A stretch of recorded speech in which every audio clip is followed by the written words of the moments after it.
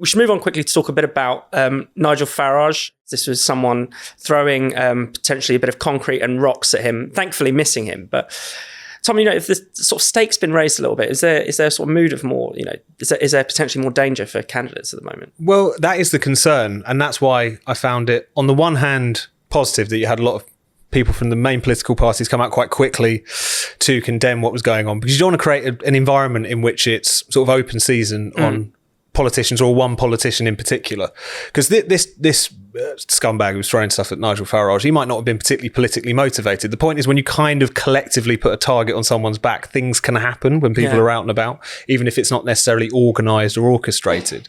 So that was positive to see. But at the same time, on the Twitter sphere, in the commentariat more broadly, even on Newsnight, where you had the former Labour mayor of Bristol effectively say it's terrible as a throat clearing exercise, and then saying, but he has created a climate of hate in which it's effectively saying he's brought it on himself.